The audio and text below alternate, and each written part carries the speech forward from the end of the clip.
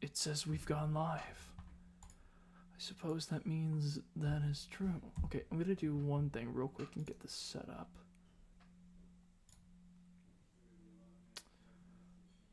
Alright, I'll probably put this over here.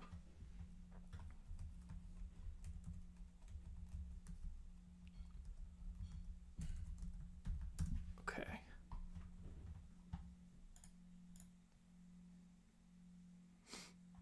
I hope everyone is doing well today. Okay, hold on.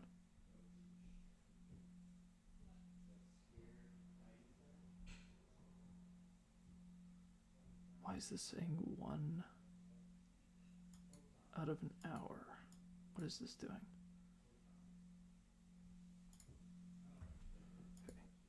Okay. Okay.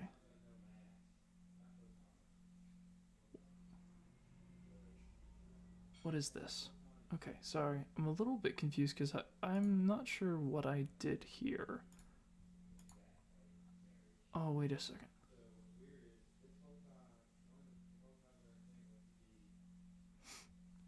Let me make sure that I'm going over here and make sure everything's working properly. Okay. Are we live? We are indeed live. Okay. All right. So, I hope that... Okay, let's see. The streamer is current. All right, that's fine. Let me do something real quick, maybe to alleviate that.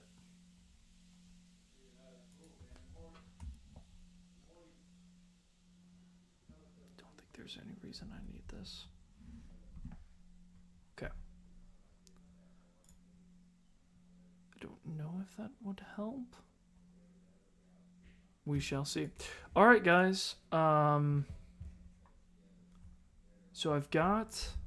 Okay, that's good.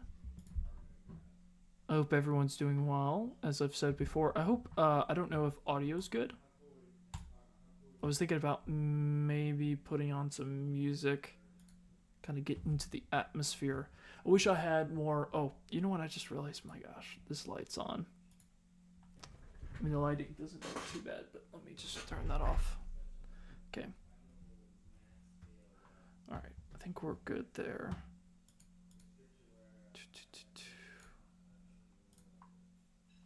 All right.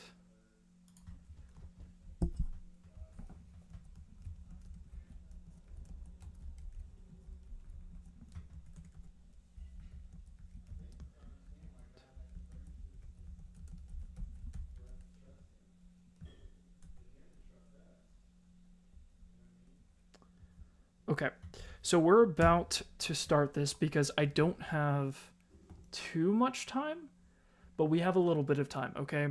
And I'm really, really excited about this. This is a book I've been looking forward to reading, looking forward to going into. This is Return to the Pit. Some kind of house rules, or at least more just information, like general breakdown of what's happening right now. So I do not have the PDF version or the like Kindle version that typically we'd read off of. We don't have it yet. That does not come out until the 24th. However, I was able to get the book, so I do have it outright. It is here. Legitimately, this is not a leak. This is not this. I went to my local Barnes and Noble, and I got this book. So this is, you know, I'm not breaking any rules here, I don't think. And if I am, I guess YouTube will tell me. But I'm hopefully we can put on some music.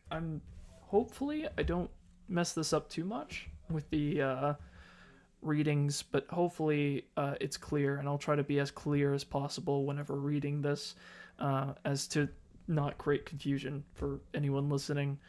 So, you know, just hopefully audio's good. But if not, we can try to adjust it. I don't know if anything's being affected. Let me look at something. Okay. It's all good, all good. Not that I care about.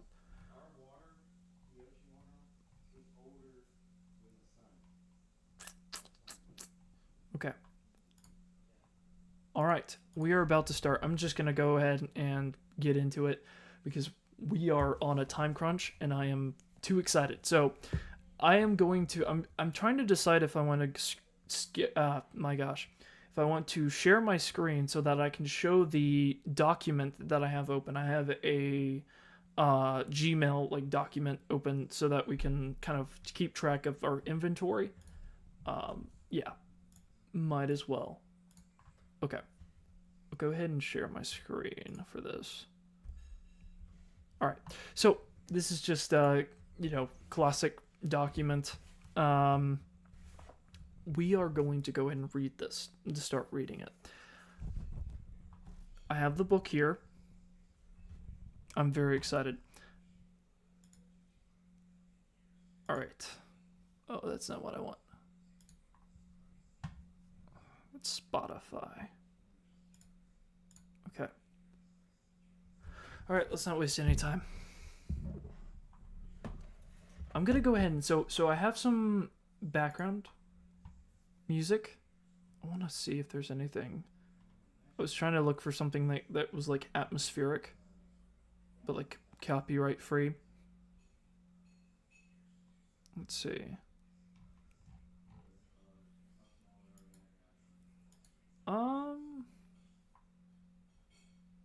Does anyone have any music recommendations that is like copyright free for reading? This is kind of the first time I'm doing this. Or not the first time I'm doing this, but like I don't know. Alright. I'm gonna go ahead. Let me just do. Let me see. Copyright free background. Mysterious. Yeah.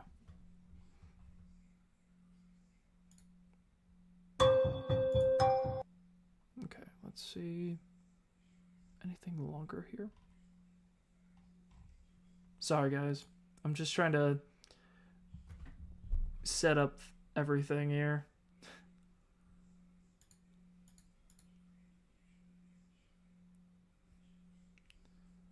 Okay, I'm gonna go ahead and put in inventory here.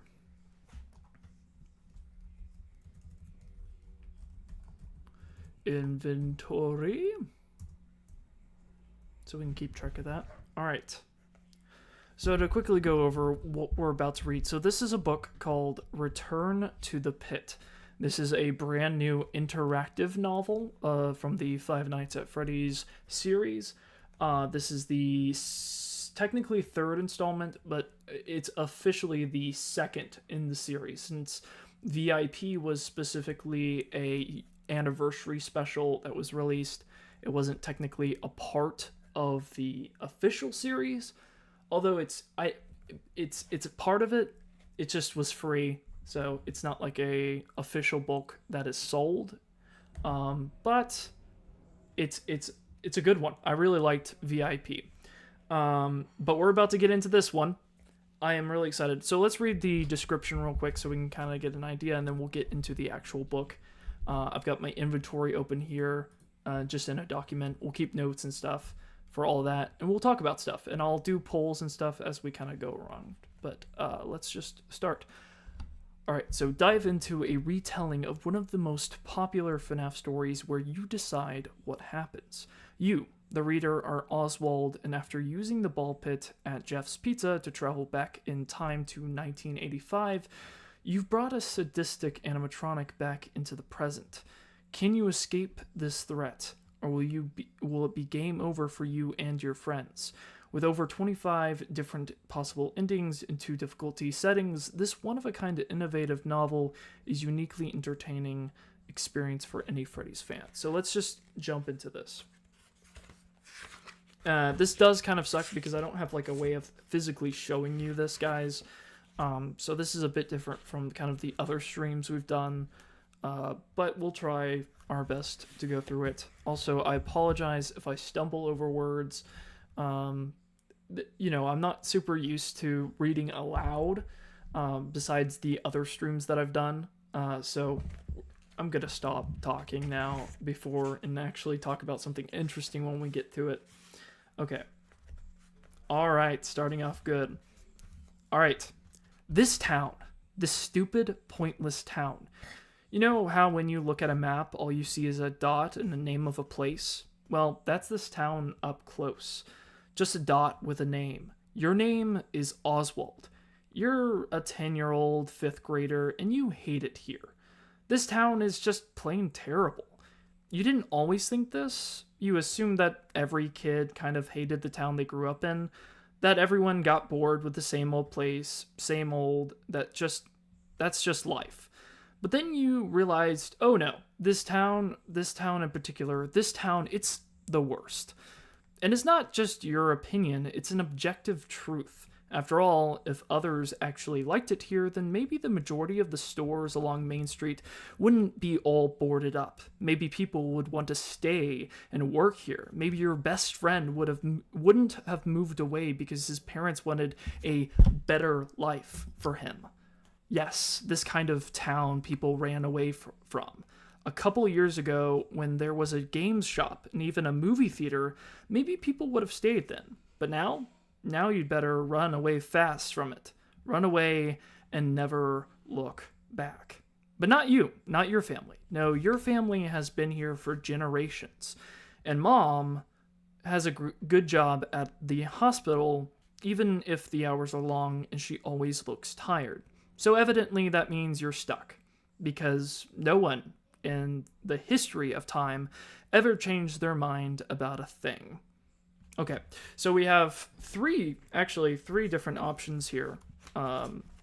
We have, if you want to play on easy difficulty, add a pair of yellow bunny ears, a half of a Fazbear cone to your inventory, and turn to page 2. If you want to play on normal difficulty, start out with only your wits, and turn to page 2. At any time, you can turn to the back of this book for some aligned pages if you need to make notes for yourself. Okay, so that's good to know. We have this document open, so we won't need that directly. So we're going to go ahead and play on normal difficulty. I think that will be hard enough. Okay. So we're going to turn to page 2. And anytime there's a choice that we're going to have to make a decision, I'll go ahead and put a poll in the chat, at least for the first couple. At a certain point, I might just make a decision based on, like, I just want to see this. But for the most part, I'll try to engage you guys as much as possible. Okay. It's the start of summer vacation, and you're sitting in the car with your dad, looking out the window, staring at the buildings passing by. You notice the dead possum is still there, getting nicely cooked in the heat. Yum. It's a sunny day, but even a sunny day in this town is gloomy, painful. The storefronts are bleached from the sun, everything reflecting a white hotness that makes you squint. The wood on the boarded-up windows are covered in graffiti tags. The glass of a few stores that still exist are dusty and dull. It all makes you feel kind of itchy. You look down at the notebook in your lap instead. At the drawings you've made. Because you like to draw. Or at least you think you like to draw. Drawing is a way to escape the mundane and repetitive every day, the droning on of the teachers who have to give the same lesson over and over, so everyone understands, even if you got it already. But would you do it if you didn't have to use it to survive? You don't know. You think you would. You think you like it. You're pretty good at drawing, and lately you've gotten into sketching these animal characters that are kind of like mascots. One's a bear, one's a bird, one's a rabbit. They play in a band. Yeah, okay, super cheesy and little childish, but whatever. Everything's so whatever. Excited that school's finally done? Dad asks. He's been trying to make pleasant small talk since you left home to go to the library. you've been ignoring him. He had to put on one of his favorite country music stations that play the worst kind of music, and the only way to survive was to pretend you couldn't hear it. But now he's trying to talk to you, and you ignore him again. Because honestly, the truth is, the answer isn't that easy. Yes, it's great to be done with another year of school, to be going into middle school finally next year. 6th grade feels like a serious step up, but also you're pretty much doomed to spend this summer completely and utterly alone. Your best friend Ben's not here. He left for the good life in Myrtle Beach. Interesting that we actually finally get a location for where Ben's parents moved to. That's interesting. So they moved to Myrtle Beach. And it's not like the other kids at school want to hang. Nah, they'd rather just call you Oswald the Ocelot. And even better, Lee Harvard Oswald, after the guy who killed the president back in the 60s. Why do popular kids pick on unpopular ones? It feels like such a waste of time for them. Don't they have anything better to do? Why can't they just leave you alone like they do most of the time? And mom works crazy long hours as a nurse at the hospital, and dad's work shifts start. And mom works crazy long hours as a nurse at the hospital, and dad's work shifts start early in the morning. So it's not like even if you wanted to be that kid who hangs with his parents, you could. It's not like. Sorry, trying to figure out how to read this sentence. So it's not like even if you wanted to be that kid who hangs with his parents, you could even do that. So there's no one to hang out with. And it's not exactly like your parents have any extra money so that you could do anything cool. Again, your big plans today are going to the library. The very free library. Does dad really want to talk about all that? But now you feel kind of bad ignoring him so much as you push out an answer. It's whatever. Dad sighs. He's probably over you just like you are over him. You wouldn't blame him. I know it's tough without Ben. It's tough without anything. I hate being poor. You probably shouldn't have said that. I have to say, Oswald's a lot more, confrontational in this one. Like he was in the original book, but that's interesting. This interpretation is like very, Oswald's being very, complaining a lot, which he did in the first book, obviously, and in the games, but it's just interesting. It's tough without anything. I hate being poor. You probably shouldn't have said that. There are people out there way worse off than you, but you're frustrated, and it's too sunny out. It's too stinging bright. We aren't poor, Oswald, your dad says with another sigh. Yeah, I know. And I just got the new job at the deli, and I'm pretty sure I'm getting a promotion soon. Things are looking up, I promise. Why was Dad always so hopeful? You'd think the longer you lived in this town, the less hope you'd have. You'd think it would all just slowly seep away like a leaky faucet. Just drip, drip, drip down the drain. Sure, you look at your sketch of the singing bear. His eyes kind of freak you out, even though you drew them in the first place. Hey, I have an idea, Dad says. Dad usually has plenty of ideas, not always good ones. Why don't you go to Jeff's Pizza after you're done at the library? Get yourself a soda and a slice. How does that sound? Could be a new summer tradition. It sounds a bit like bribery. Like he's trying to make you think a piece of pizza is as amazing as a summer at the beach. It also kind of sounds okay. After all, pizza is your favorite food. Okay, whatever, at least it's something to do, and pizza tastes good. If you agree with this plan, turn to page 5. Okay, so we have our first option, guys. We got 2 options. And this is cool. So this is a bit different. Each one of these kind of is unique in in their own right. This one has seemingly like direct comments you can make, which is pretty cool. So it's okay, whatever. At least it's something to do.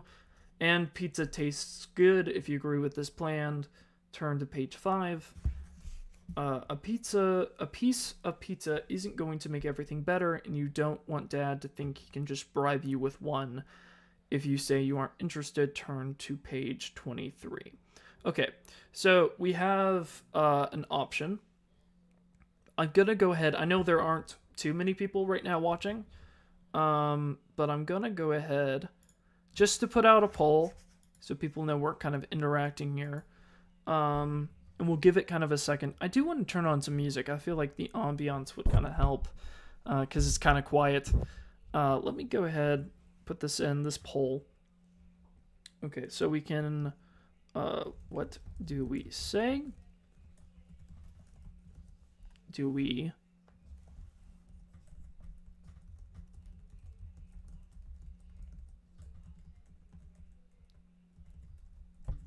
with Dad?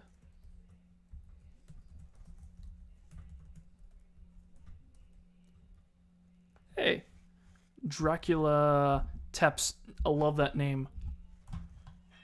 Do we agree with... I don't know if that's exactly how you pronounce it. Of course, if you know anything about me, I am terrible at pronouncing names. But okay, so the two options kind of are, do we agree with our dad or do we not? Do we agree with Dad? Do we not? So do we go... Do we not? All right. First poll going out, guys. Do we agree with our dad that we should go to Jeff's and continue the story? I have a very funny feeling that saying no is going to result in us ending the story very early. But let me go ahead. There we go. Okay, so we have this, our first poll open. Do we agree with that? So the question is, okay, whatever, at least it's something to do, and pizza tastes great. A piece of pizza isn't going to make everything better. You don't want Dad to think you can just bribe him with one. So that's kind of the options that we have. I have a feeling one of these is going to get us an ending, but we'll just see. So if you're watching right now, you can go ahead and interact with the poll. We'll give it a kind of a second. And I'm going to try to find some music to kind of play that I think would be hopefully copyright free. Is there like a FNAF song that would work well here? I'm not sure. Does anyone have any recommendations for potential copyright-free music that they would like to hear playing in the background? I think that would be fun. Let me see if I can find anything.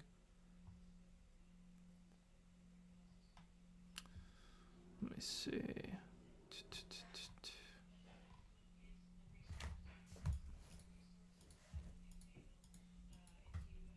me see.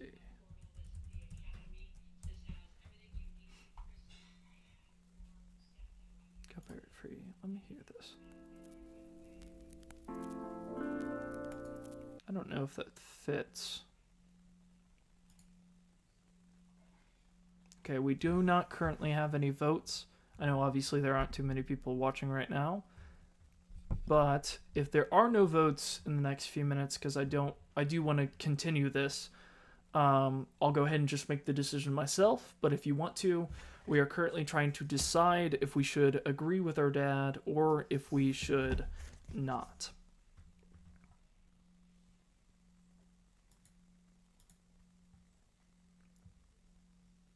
Okay. I'm also trying to find music to play because the silence, I feel like, is driving me crazy. And I need to listen to something other than my own voice.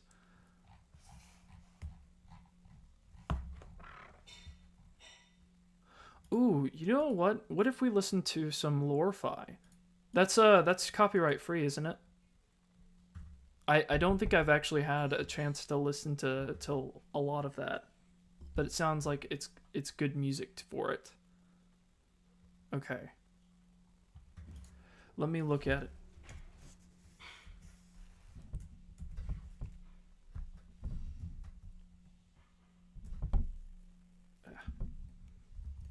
Glorify.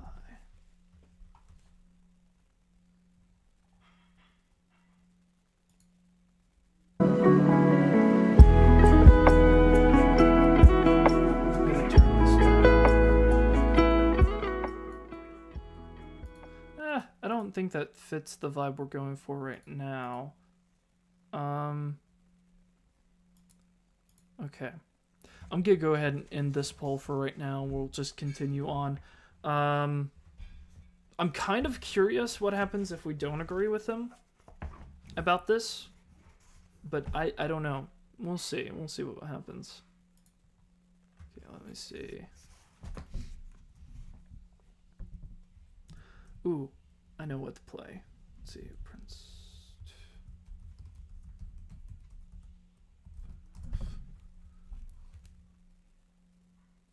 I don't know if I can play this on loop, maybe.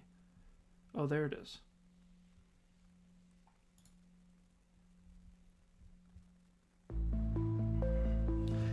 Ah, yes. That always works. All right, we're gonna use that.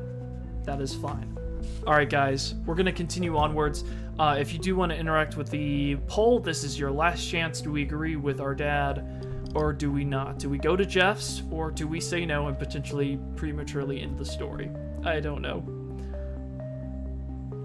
I'm gonna mark this page. I'm probably gonna just mark every page that that's one of these choices.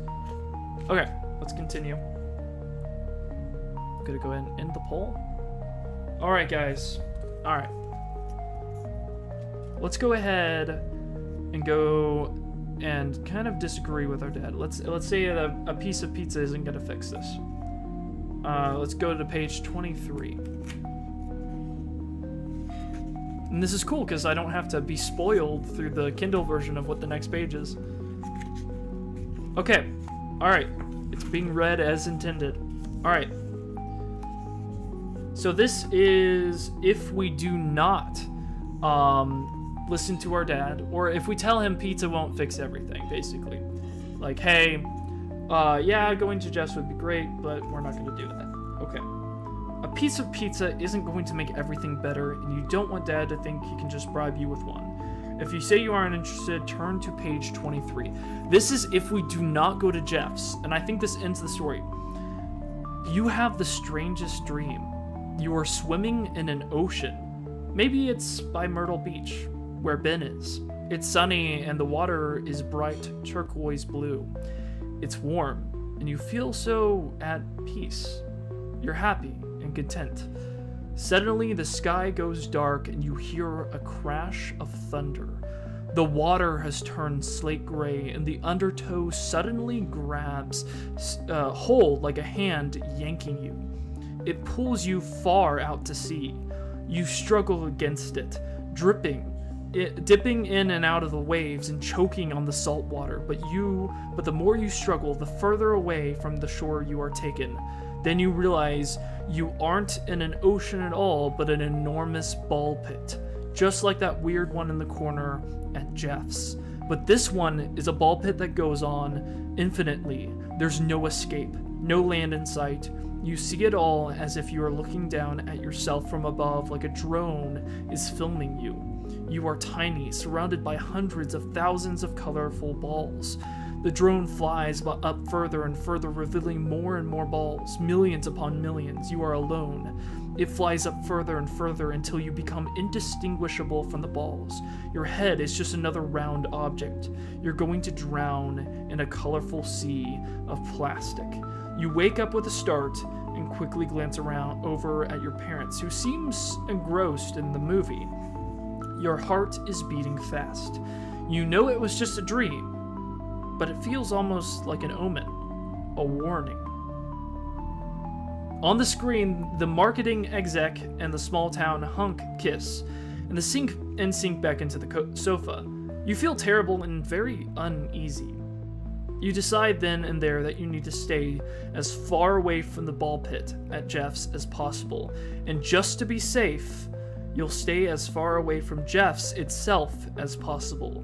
You decide you're never going back there ever again, and the next day you follow through with this decision.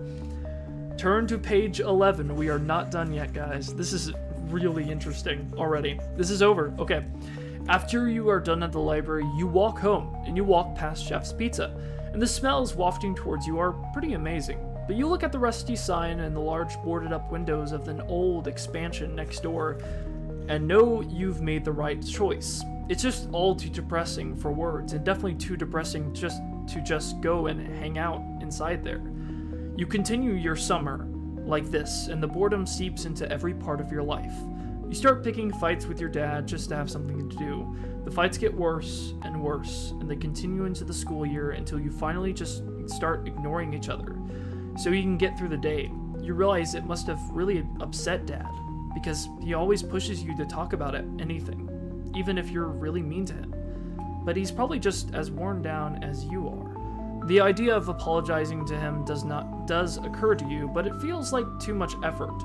Besides, he should be the one apologizing to you first. He's the one who gave you the boring, stupid life. You continue to ignore him. Ignoring is easy and becomes a habit fast. It bleeds into the next summer, into the next year. It takes you into a high school. You continue to barely acknowledge each other as you grow up. Eventually, you move out and leave town as soon as you can escape it. You try to answer the odd dad text, but you just don't care anymore. It's so much easier not to care. Eventually, you lose touch completely. There comes a day when it is the last time you ever communicate with him. Game over. Wow. Oh boy. There's already a lot to talk about there. So basically what just happened was Oswald decided not to just say, hey, I don't want to go to Jeff's. That place creeps me out. No. I don't want pizza. That's not going to fix everything. And then he has a dream where he's literally in the ball pit and decides that he's just not going to go to Jeff's anymore. And the ending is he basically stops talking to his dad for the rest of his life. That is, they lose touch because they don't, Oswald doesn't learn the lessons he needs to, and that's the end. That's really sad, but also, my goodness, that was so cool. That whole dream sequence was really well done. I really liked that. My goodness. What do you guys, I don't know what you guys think about that, but wow. Also, that's so weird. I don't know why it says there's been an hour and a half left on this. I don't know. That is so interesting. Hi. Hey, Lucky Plays, YT, how's it going? We are reading currently Return to the Pit. I just got this book. It is so good so far, and I've only gotten through like a couple pages. So we've already gotten an ending, which is par for the course for these books because they tend to give out endings pretty quickly, but we just got one where Oswald just never goes to Jeff's. He just decides, you know what, Dad, we're not going to go to Jeff's. That place is creepy. So he decides to do that and then never talks to his dad again, and eventually they just drift apart. It's a really sad ending where they just, Oswald stays resentful of his life, even though he doesn't have it that bad. Okay. All right. So back to... I knew that was going to happen. Alright, back to what we had before, where we actually decide to continue with the story. That felt like kind of like in the game where you just leave Jeff's or Freddy's and go through the door and then just like nope it out there. That felt what that ending was. Alright, let's go to page 5 and go, okay, whatever, at least it's something to do, and pizza tastes good. If you agree with his plan, turn to page 5. Alright, so we're gonna do that now. Alright. Yeah, okay. Pizza sounds cool. You try to sound indifferent, like it doesn't matter, but your stomach rumbles right on cue. Loud enough, and that Dad laughs. Thanks so much for that, traitorous stomach. Great. I love it when a plan comes together. Yeah, so currently, I got this at Barnes & Noble. The reason that I don't have an actual Kindle version in front of us, the official version of it doesn't technically come out until the 24th, as in the digital version. This is not leaked this is the direct book. It's right here. I did not illegally get this. It does not have a sell-by date, so fully able to read this. I'm excited. This is good so far.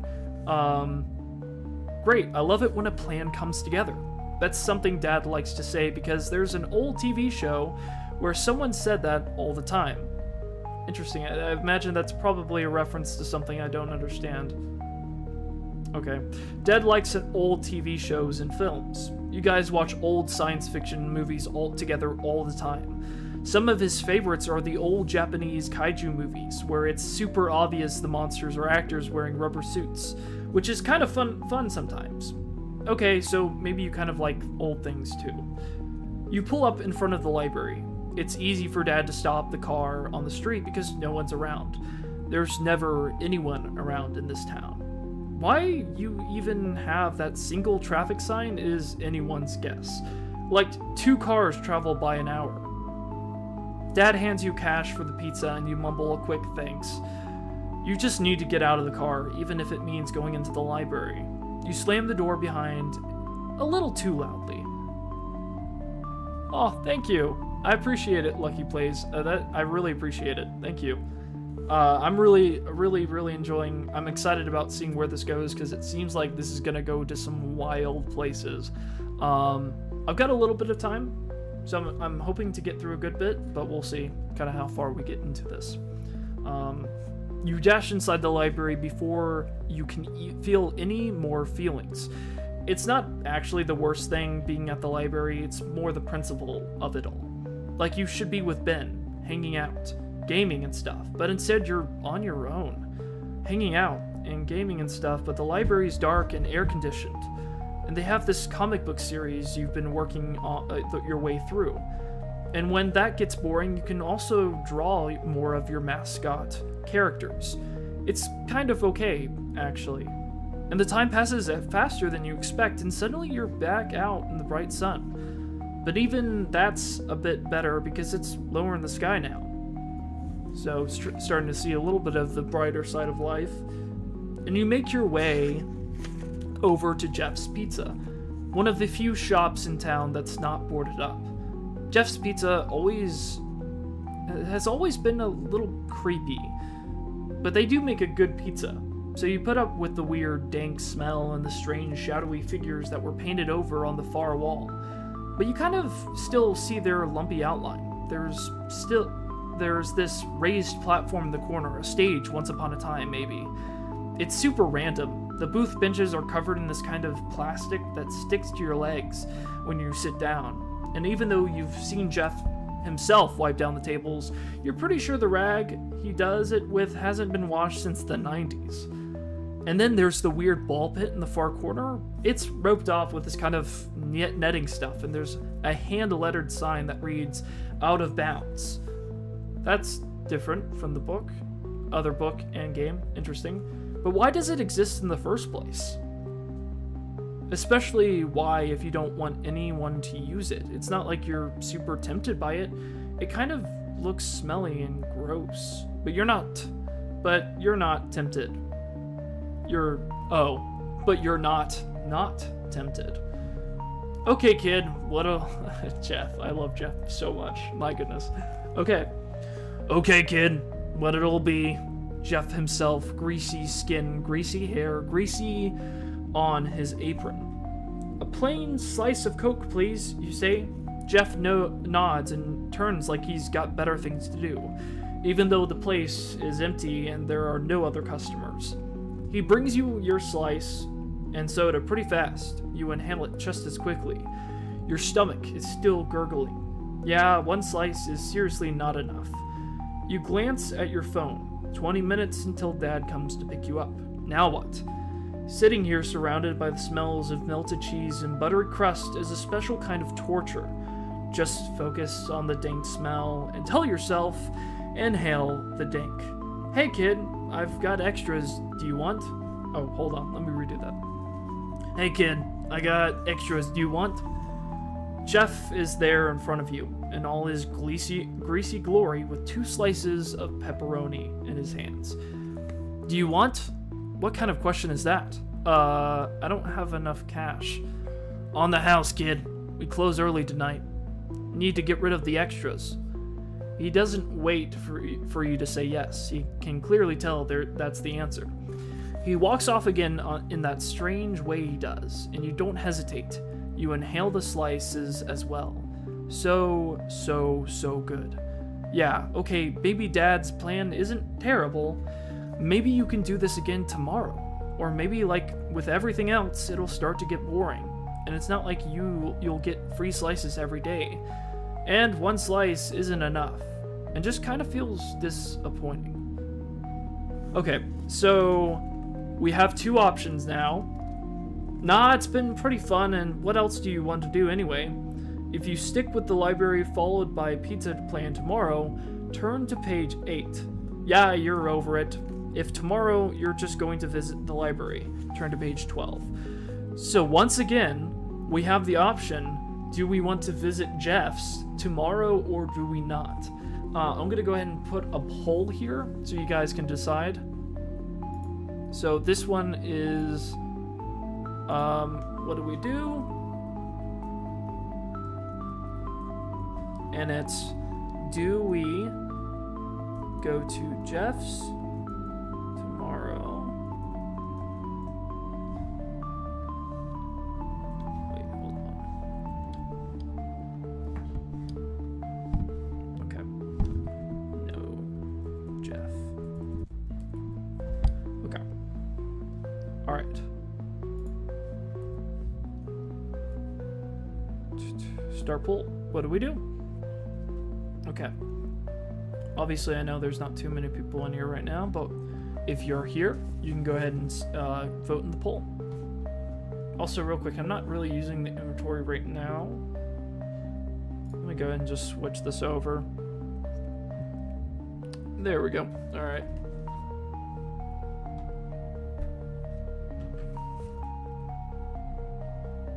Okay. All right, so we got a poll running right now.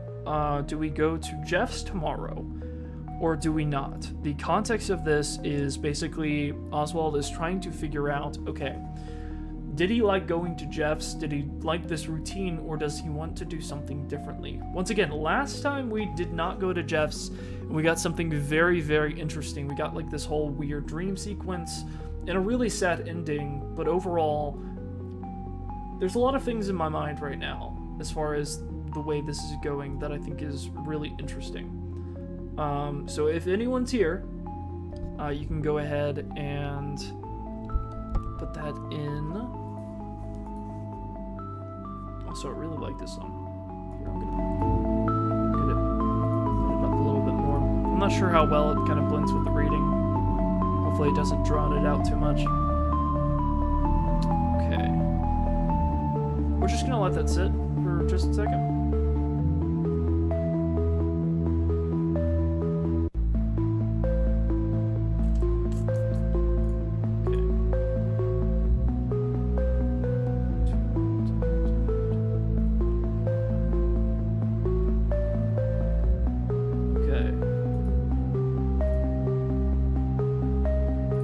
Once again, if we don't have any votes, I'll go ahead and just decide. I have a feeling this is probably another one of those situations where... I don't know. Let me try something real quick. See if we don't...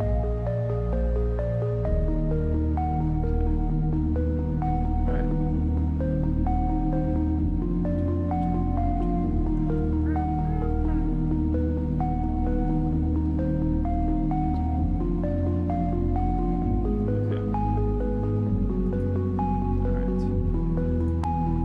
Go ahead. Alright, no votes right now. Unless you guys want to vote. So do we go to Jeff's tomorrow? No Jeff's. Alright. Because of time constraints, we're going to go ahead and end the poll.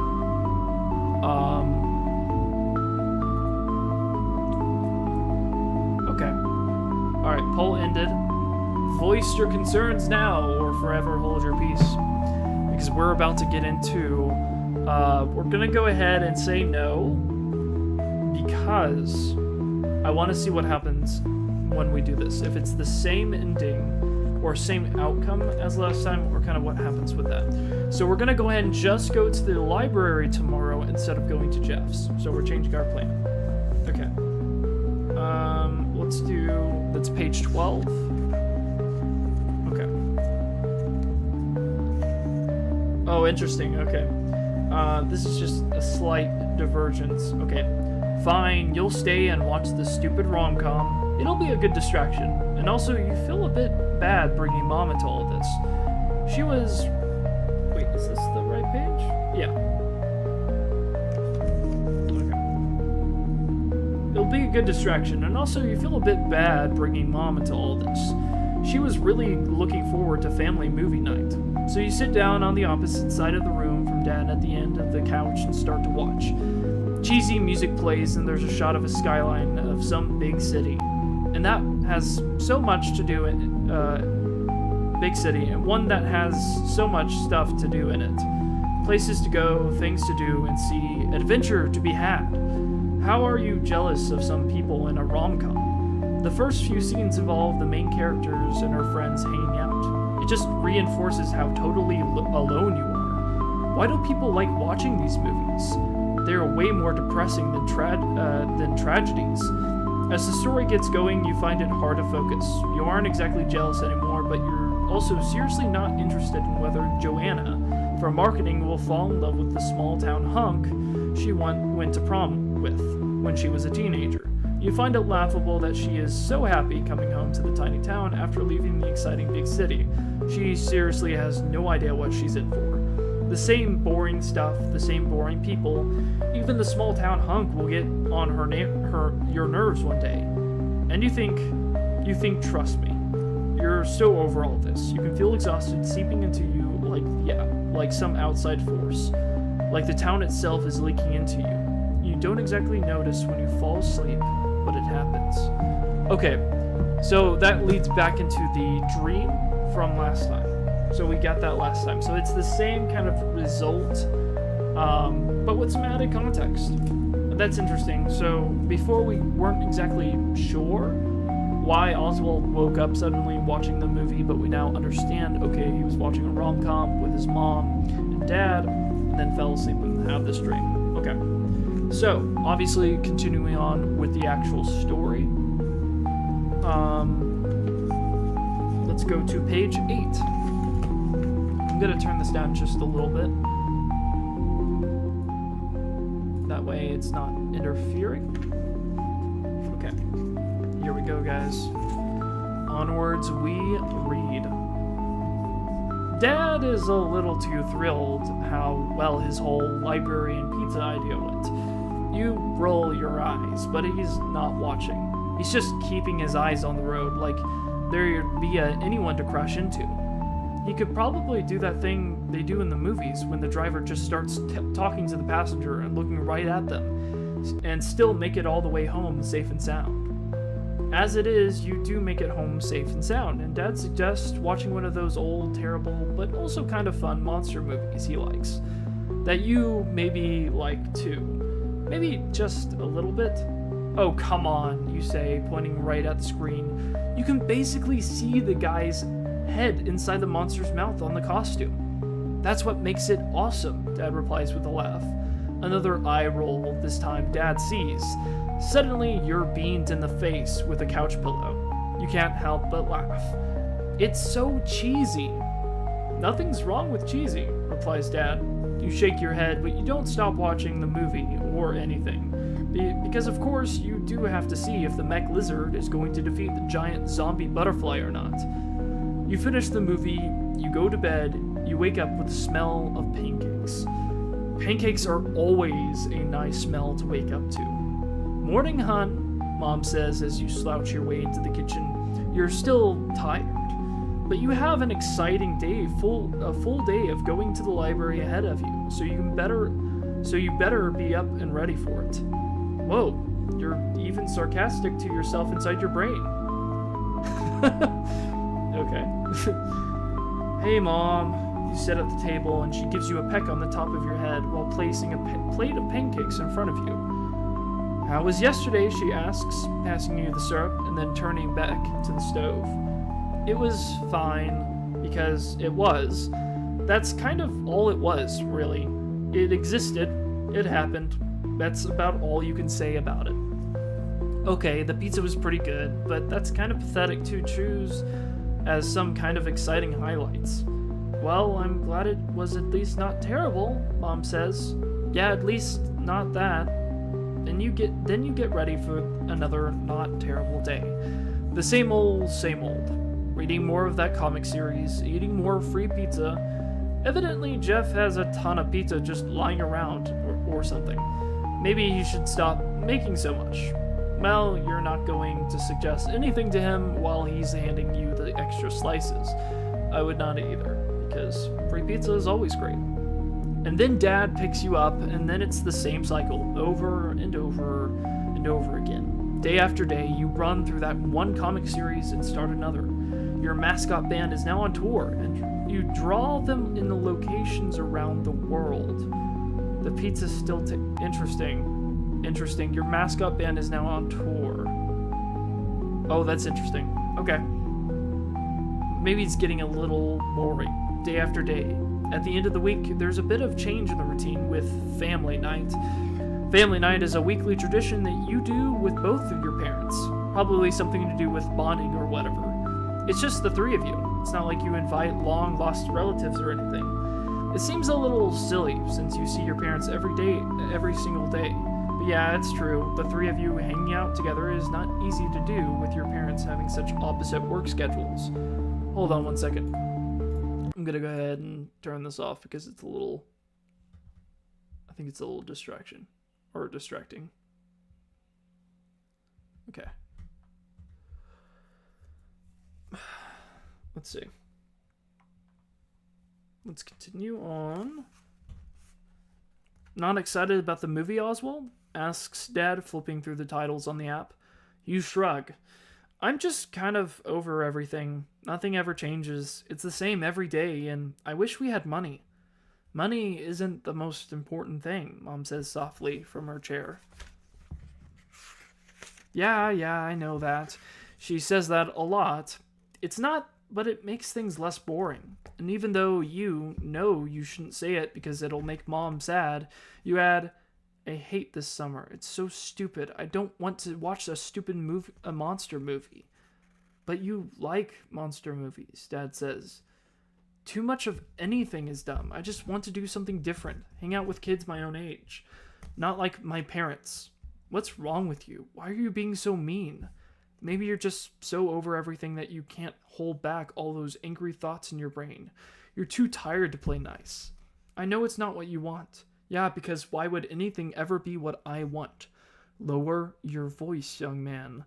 "Why should I? I'm angry." "Because I'm your father and I'm telling you to." "Okay, you two knock it off," said Mom with a trademark mom's voice. That just cuts through everything, even a fight, and makes everyone in the room shut up. "I'm serious. That's it. I'm making you both watch a rom-com." The thing is, rom-coms are just as stupid as old monster movies, so what's the difference? But also, you're just over hanging out with your parents. Being around anyone, really. Okay, so if you get up in a huff and stomp upstairs to your room, you cross your arms and lean back into your couch if you decide to watch the rom-com. I know it seems like Oswald's being a lot, because he currently is. This guy's a 10-year-old kid who just believes that everything in his life is just horrible and terrible, even though it's not. But it's funny how much of a contrast this is to the original story, where Oswald just really has a couple moments where he just kind of goes off. This is the whole entire time. Oswald is just going off the whole time, which I get it. It's he feels lonely because his friend isn't there, and it's he has to spend summer alone, which for a 10-year-old is the worst possible fate in the entire existence of humanity. So you can kind of see yeah, to him the world's kind of ended and is over. Okay, so if you get up and huff and stomp upstairs to your room, turn to page 13. You cross your arms and lean back into the couch. If you decide to watch a rom-com, turn to page 23. Okay, so we can watch the rom-com. That'll send us to 23, which turns us back to the dream sequence, interestingly enough. So we kind of already know what's going to happen if we do that, so I'm not going to do that. Let's go ahead and just go up, get up, stomp off, go upstairs, cool down for a little bit. Page 13. Okay. All right. Here we go. You fling open the door to your room and slam it hard behind you. You know you're not supposed to slam doors, and that's exactly why you do it. It feels good for a second, but then you immediately feel a little guilty. Not that guilty, just, a little. You stomp over to your bed and fall hard into it. Maybe a little too hard, as you hit your head against the wall, but you don't really care. You pull out your phone and play a game, and your stomach sinks. Looks like Ben sent you a text. Hey, normally a text from Ben would make you feel happy and relieved, but you're really not really in a mood to read all about his amazing time in Myrtle Beach, while you live your weird Groundhog's Day, like life of your like life at the library and Jeff's Pizza over and over again. Okay, you sigh. Maybe it won't be too bad. Besides, you could use a distraction.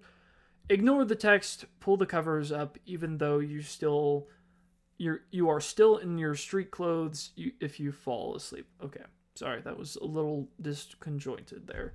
But basically, do we ignore the text? Do we not? The thing that's interesting about this leads us back to page 23, which appears to be the end-all state if you don't progress the story so far. That's the one we kind of keep saying. So this one seems like it's more less diverse, and it's kind of like bad endings, and it's more just trying to get us to the point of you're going to the ball pit, you're traveling back in time, and then the endings will get more diversified from there. So I'm going to go ahead and go to you sigh. Maybe it won't be too bad. Besides, you could use a distraction. Okay, so let's go for that. This is page 14. Okay. Hey back, you reply, even though you really don't want to hear it. You ask, how's your summer? Ben tells you it's going great. He's been going to the beach and arcades, and he's even made some new friends. The pit in your stomach makes you want to throw the phone across the room. Why is he telling you this? To make you jealous? He knows that he's abandoned you to the worst summer ever in the worst town ever. Feels kind of mean. But when he asks how your summer is going, you have the ability to type out a short and non-descriptive, okay. You tell him about going to Jeff's. He tells you what you already know, that the place is seriously creepy. You talk a bit about War Rage 7 dropping this fall. You say goodbye. You stare at the ceiling. Yep, as predicted, the whole conversation only made you feel worse. Awesome. You push your phone to the side and go to sleep. You dream a stupid dream where you're swimming at the beach with Ben, and then your mascot band characters appear wearing floaties and try to drown you. My gosh. Hold on. You wake up, you still feel like crap. Can we not gloss over that? Let's not gloss over the fact, I had a dream, it was a crappy dream, animatronics trying to drown me, it's fine. That's interesting. A lot of symbolism with water. Interesting. I'll save thoughts for when we get further in. Alright. You wake up, you still feel like crap. You know today is going to be just a crappy day. Look, Oswald, I'm sorry about last night. I can tell you're going through it. Dad says. Sure, you say. You don't believe it for a second. You always can't you can't quite believe that you're back in the car, going to the library again. It's a living nightmare. No, not even a nightmare. It's too bleak for that. It's more like that feeling of zoning out when a teacher is talking for a bit too long. that bored, empty nothing when there's definitely not when you're definitely not sleeping, but you also not really but you're also not really present either.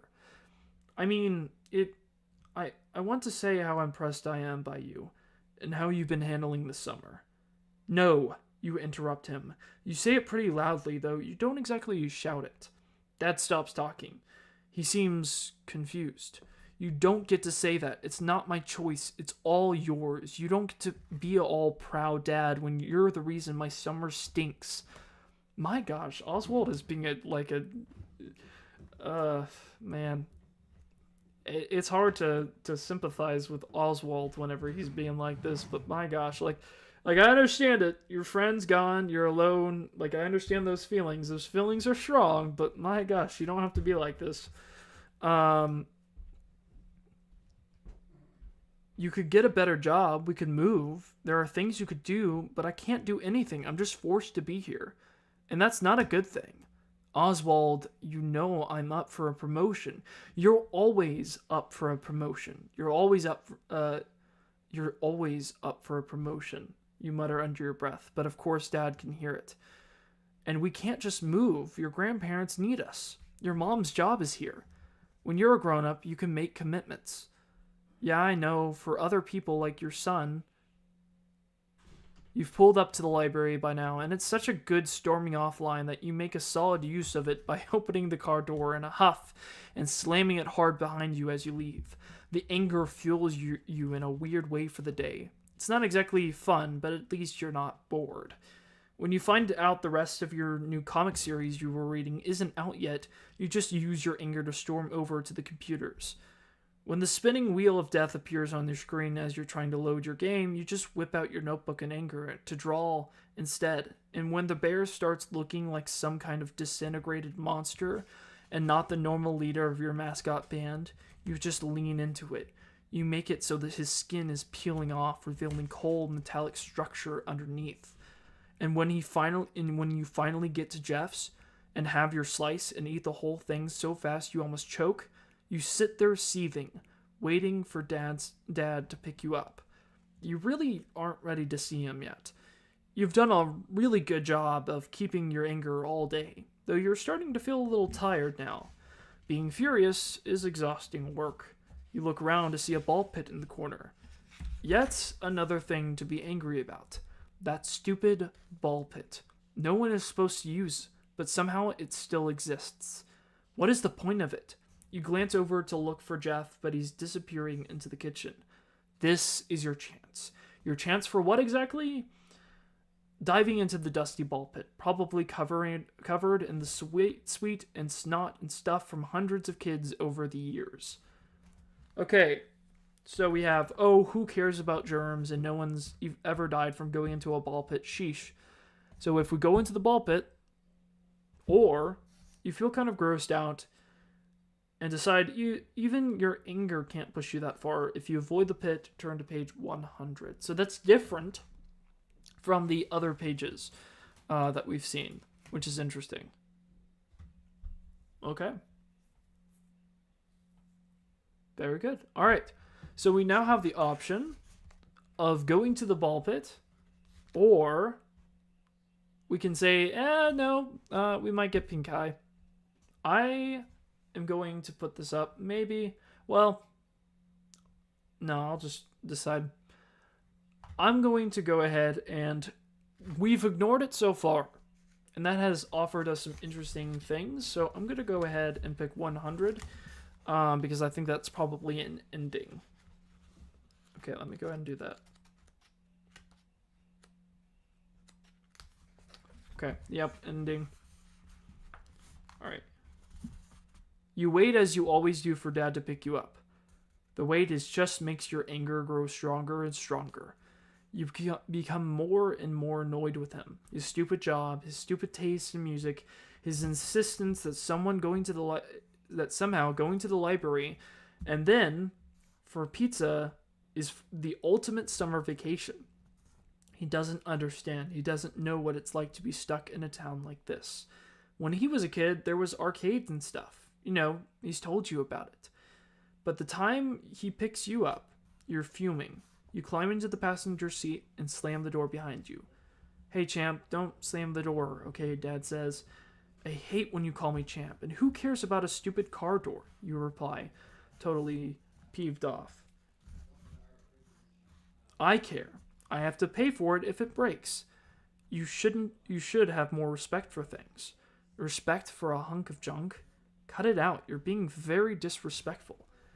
Like, my gosh, Oswald is. Like, goodness gracious.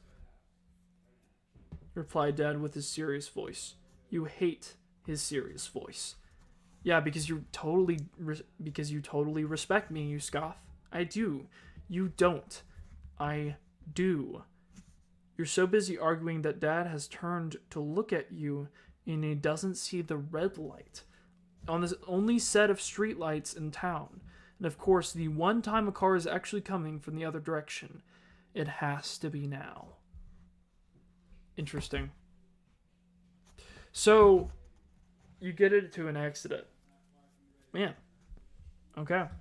So, there's no real happy endings here, you know. Either Oswald learns his lesson and learns to, like, respect life and not be, you know, so ungrateful for everything that he's been given, or everything just goes to crap. Alright. So now get into the pit. Okay. I probably will not be going for too much longer, because we have quite a long way to go. Okay. So we're about to jump into the pit, guys. Name of the game. Name of the book as well. Alright. Oh, who cares about germs, and no one's ever died from going into a ball pit. Sheesh. You get up quickly and dash over to the pit. The rope is hardly an electrified fence or anything. You step over it easily. You look into the pit. Up close, you can see the dust on the colorful plastic balls, and you can smell something not great coming from its depths. Probably just stale like the rest of the pizza place. But you can't help but think of the word rotting. There's no turning back now. Actually, you could totally turn back. It'd be super easy to do, but you're fueled by your anger and you are determined. Anyway, it's just a ball pit. What's the worst that can happen? You look over your shoulder one more time. Jeff is still in the kitchen. So you just go for it. And faster than you can think. Pink eye, you jump into the ball pit, into a pile of dusty, colorful plastic. You keep falling. And keep falling. You're familiar with the story of Alice in Wonderland. You know all the crazy, deep rabbit holes. You think maybe you are suddenly somehow in her story, because this pit doesn't seem to have a bottom. You start to freak out and throw your arms wide to slow your fall. You need to do something quick. Maybe you can swim back to the surface. You kick your legs behind you and pull with your arms. Your hands scramble to use the plastic balls as leverage, to pull yourself up, but you push them down beside you instead. Your heart is racing now, your feet flailing, your hands grasping, and now you're worried. You can't breathe. No, don't be stupid, you're not actually underwater. There's air in here. There is air. Slowly and painfully, you manage to swim back up through the balls. The higher you get, the more confident you are. You can do this. You can do this. You have to do this. With a whoosh, you finally pop your head out of the pit. You take in a deep breath, close your eyes in relief. There, suddenly seems to be a bottom under you, and you sit there trying to calm your speeding heart. Then you slowly sense something different. Something's off. The sounds you're hearing aren't the quiet drone of the old soda fridge behind the counter. They aren't the faint music Jeff insists on playing. The faint music? Why is it spelled like that? Faint music? That seems misspelled. That's strange. Hold on 1 second, guys. Hold on. That's a weird way to say that. Hold on. Open your eyes.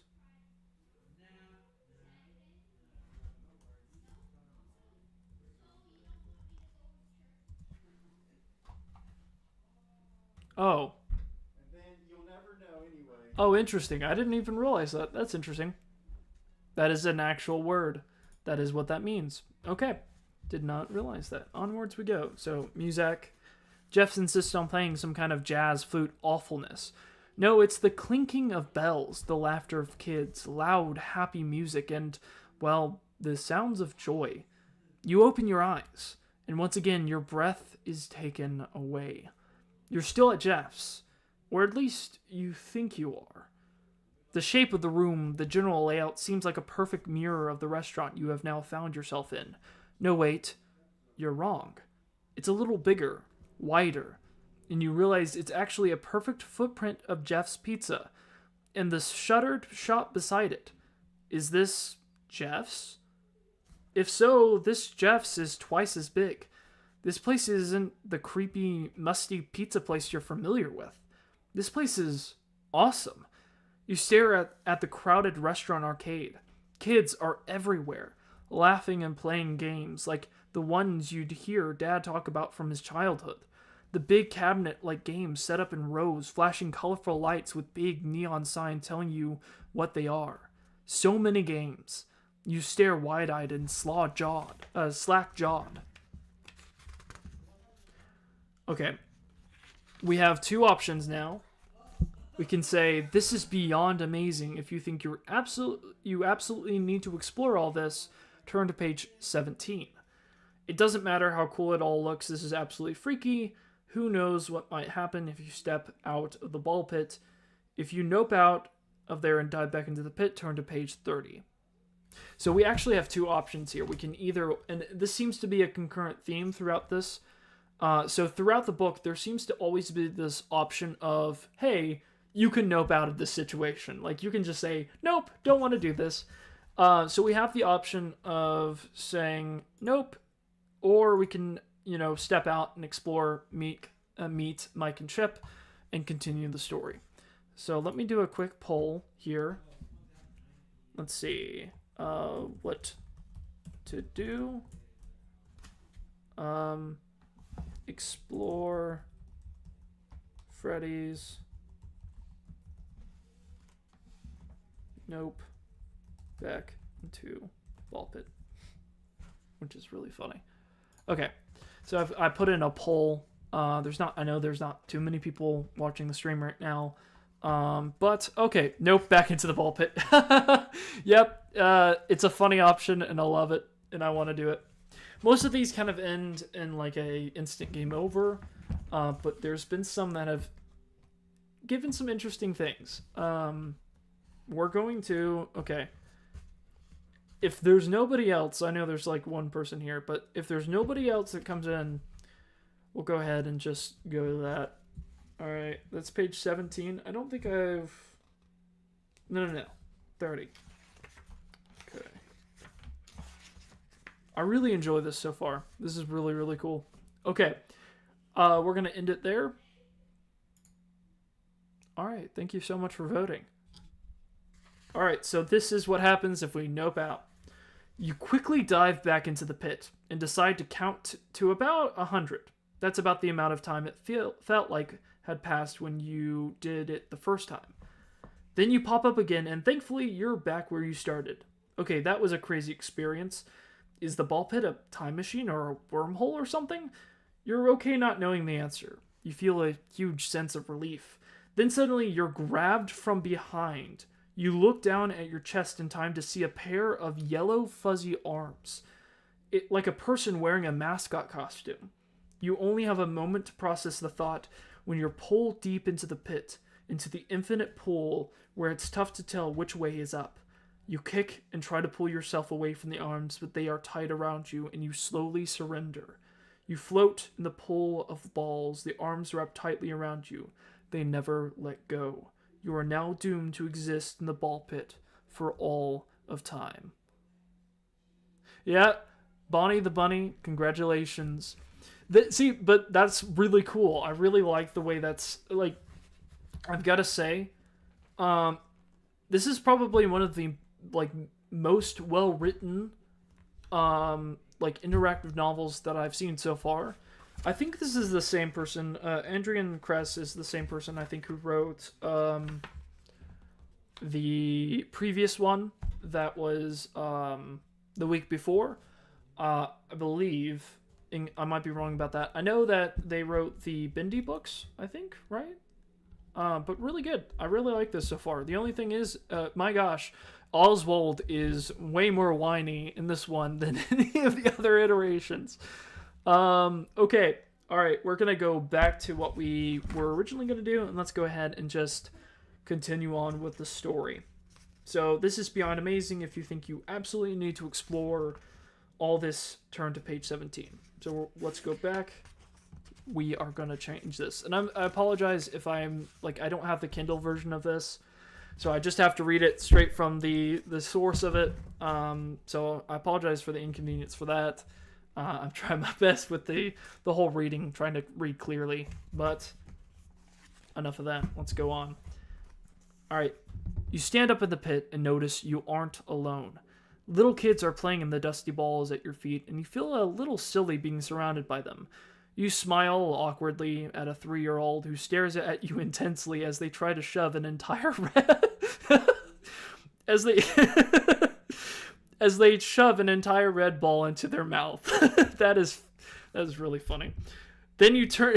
I just have that mental image, and it's so. My gosh, that is hilarious. That is a 3-year-old thing to do. You smile. Okay. Then you turn and climb out of the pit. You quickly walk away, pretending like you were never in it, and look around some more. You're a colorful bunch. Shadow the Hedgehog, welcome, welcome. I hope you're doing well. Yeah, we're reading Return to the Pit, the newest interactive novel from good old Five Nights at Freddy's. I'm really enjoying this so far. That bit before was really funny. You stand up in the pit and notice you aren't alone. Okay, I already read that. Hold on. I lost my place. This is truly incredible. You feel a buzzing of excitement, a feeling you didn't know you were still capable of feeling at all anymore. You feel happy. You wander over to the arcade games, which seem to extend into the shop next door to Jeff's. There are so many.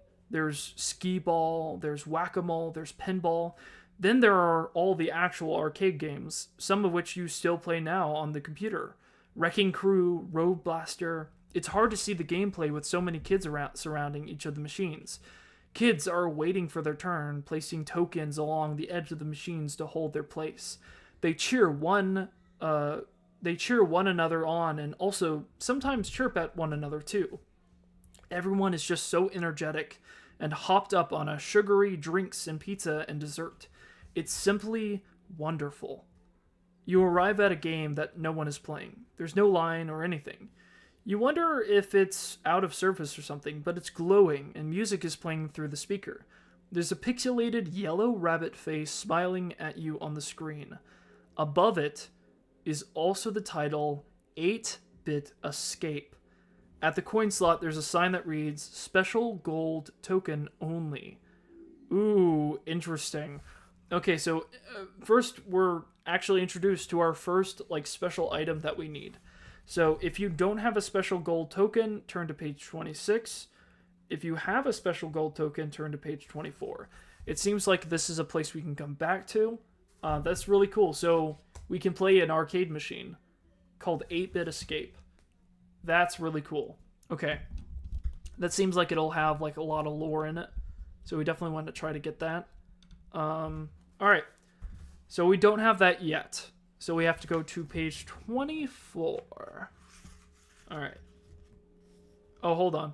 That is the wrong page. Sorry. Okay. 26. 26 is the one I want to go to. Here you go. You shrug. It's okay. You don't need to play a game right now. What you need is to keep exploring because everything about this is insane. You wander back down the rows of arcade games, continuing to check out what everyone's playing, looking over the shoulders of kids, looking over the shoulders of the kids playing the game. It's so crowded in here. It's amazing. You wander back into the main part of Jeff's Pizza, and it's then you notice those strange shapes painted over on the walls of Jeff's are visible. they are, well, they look like. You furrow your eyebrows as you stare at them raising behind the wall of banquet seats filled with families eating pizza. They look like your drawings. A bear, a bird, a rabbit, all playing in a band. Hold on. Okay. You take a step and to look closer. Below them, written in a colorful scrawl, is Freddy Fazbear's Pizza. Okay, so that's where you are. Not Jeff's, not anymore. Or is this what it used to be? That's actually a good question. The games and everything suggest you're somehow in the past. And maybe you're in a different dimension. Basically, you know where you are. But when you are, you look carefully at the people around you. You really examine them, looking for clues. You check their hairstyles, big and over the top, the girls with side ponytails, the boys large and poofy. The clothes look different too, lots of neon. Like, seriously, a lot of neon. Too much neon, really. If anyone asks you, which they didn't, it's all old-fashioned, with a bit funny and a bit funny. You grin. Suddenly, loud music blares, much louder than the ambient music just playing around you. You spin on your heels and find yourself staring at the platform. That old empty stage, except now it isn't empty anymore. On it stands 3 life-sized versions of your drawings in their band. They are playing a song together. Their movements are static and robotic, and you realize they are animatronics programmed to move in sync. And if they are really playing the music, there's a group of to move in sync as if they really are playing the music. Okay. There's a group of little kids watching and laughing and wearing party hats. You're not really sure what's making them laugh like that. It's so obviously fake. And on top of that, it's kind of freaky. Those eyes, those creepy dead eyes that you couldn't stop drawing over and over again. They're way worse in reality than anything in your sketchbook. Someone bumps into you and you wheel around. You're getting pretty dizzy with all the constant turning and trying to understand everything around you. Sorry, dude, says a kid. He's about your age and definitely has leaned into the whole poofy hair thing. Hold on, sorry. I know I'm stumbling over my words a lot. I apologize for that. Alright. Trying to read clearly here. Yeah, no, it's cool, you reply. Try not to stare, but you are so staring. You okay? You shake your head. Be normal. Oh yeah, I'm fine. I'm Chip. Chip and Mike.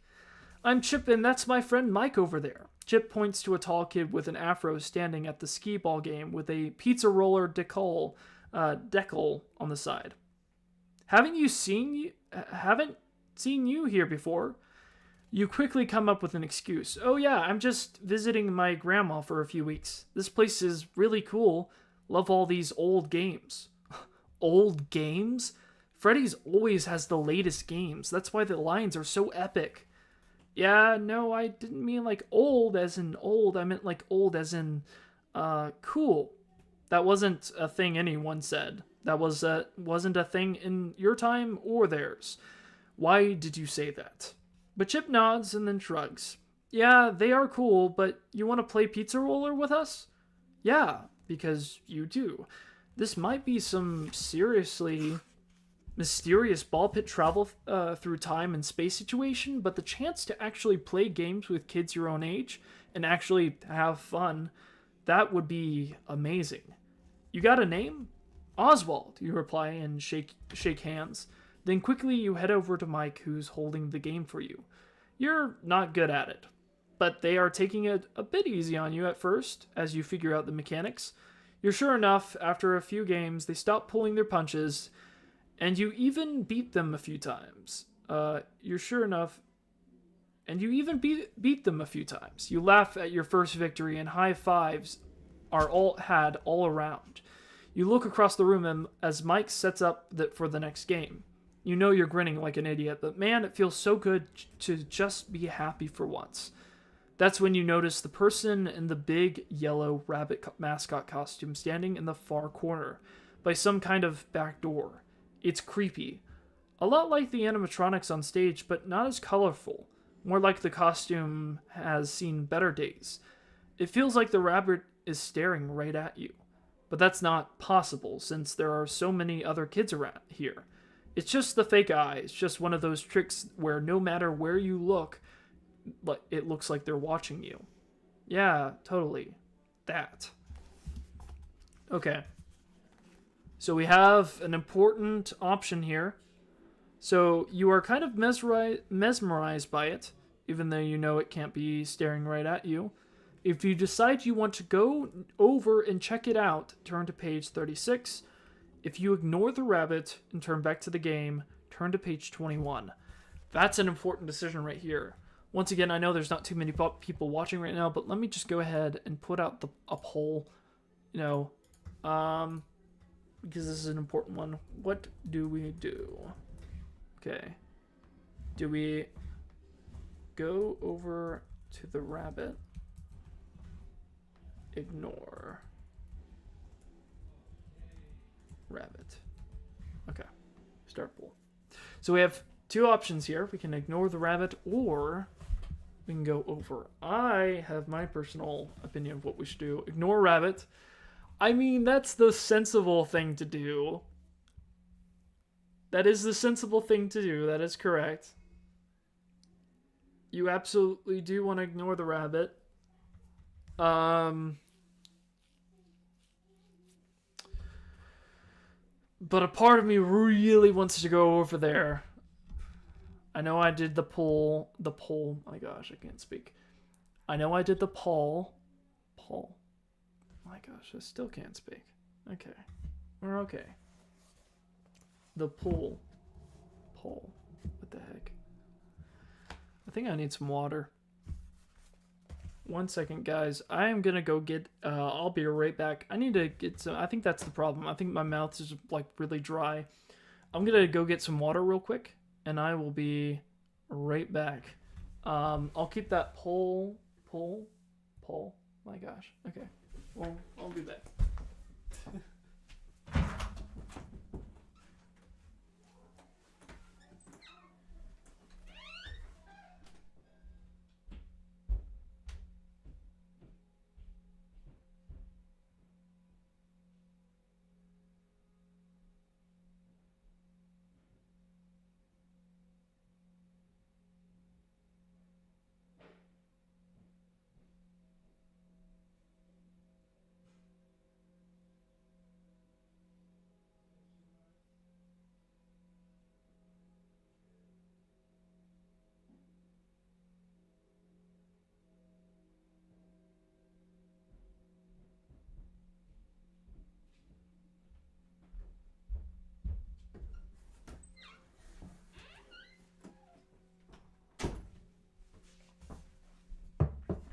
Alright. Alright, I'm back. Okay. I got some water, so I can actually read.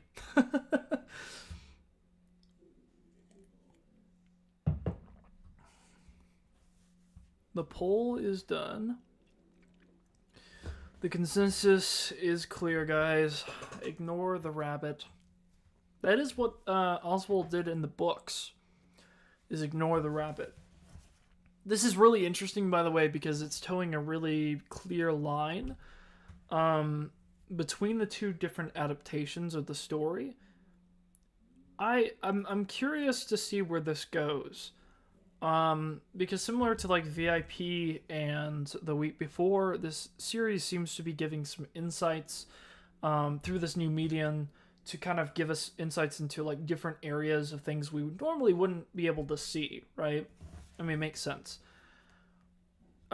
I like that for it, but it also is confusing because it is very different from the actual source material.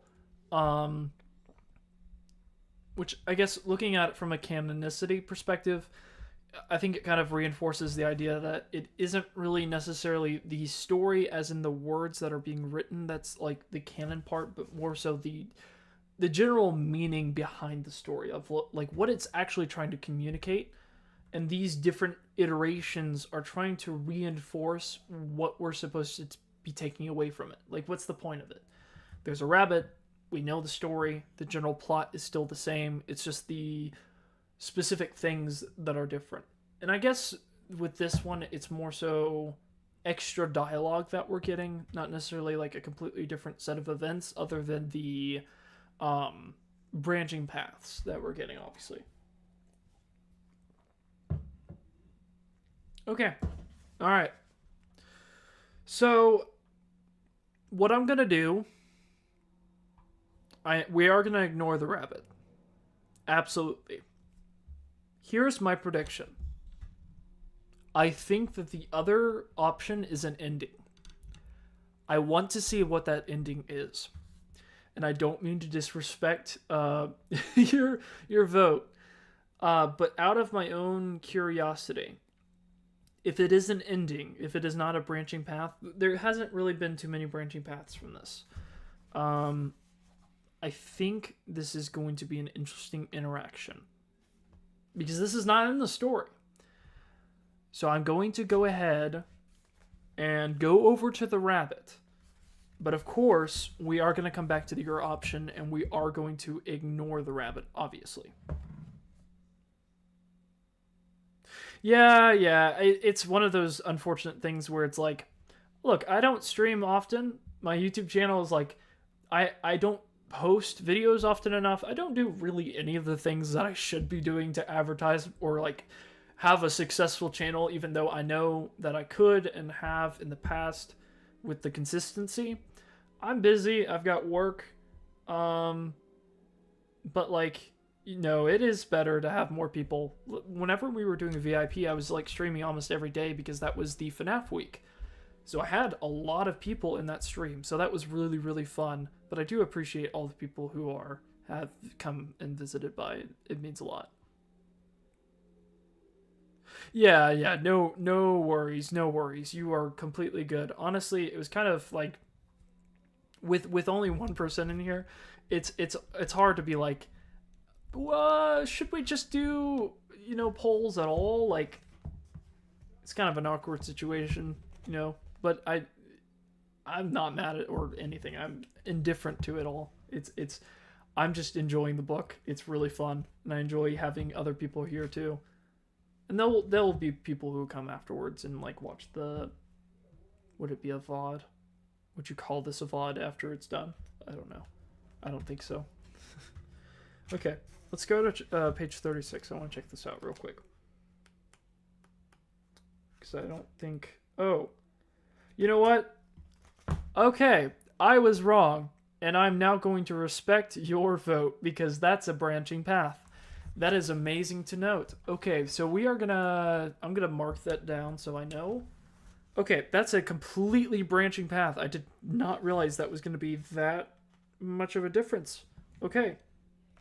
I'm gonna mark that branching path. Page 36. But we're gonna go. I thought it was just gonna be a straight up ending. Okay, let's just ignore the rabbit. I'm interested in it, but I want to continue on because this is technically the canon route. The time passes quickly when you actually have a friend to hang out with and cool stuff to do. It also passes a little too fast because suddenly it occurs to you that you were supposed to meet your dad like an hour ago. You're already in the middle of a fight with him, and now he's going to probably be really upset with you for keeping him waiting. This is, of course, if the ball pit is really some kind of wormhole that can predictably take you back into your time. What if it just sends you further into the past, or another dimension, or maybe into the future? What are the rules? What is the science behind magical ball pit? What everybody wonders. This is the stuff that they really ought to teach you in school. What do they teach you in these schools?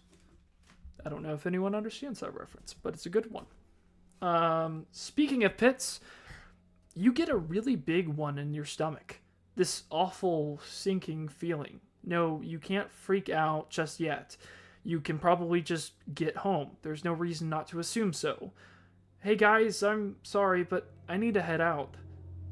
you say, then you worry about how to do that exactly. Are you just gonna say bye and then walk over and jump in the ball pit? That would seem that wouldn't seem weird at all. But luckily Chip says, "Hey dude, us too. It was gnarly to meet you, man." He sticks out his hand and you shake it again. You shake Mike's too, and you watch as they walk out of the arcade together. Okay, well, that was good timing. You quickly look around and no one is watching you, except for that rabbit.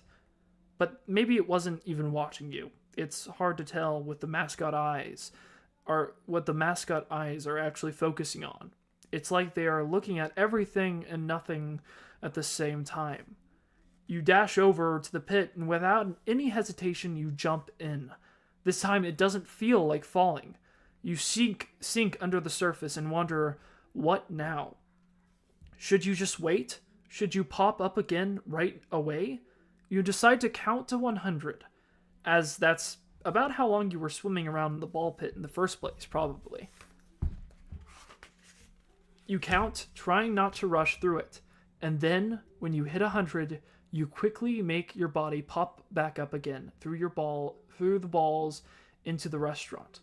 Immediately, everything is different. The smell, the sounds, the dust, you're back.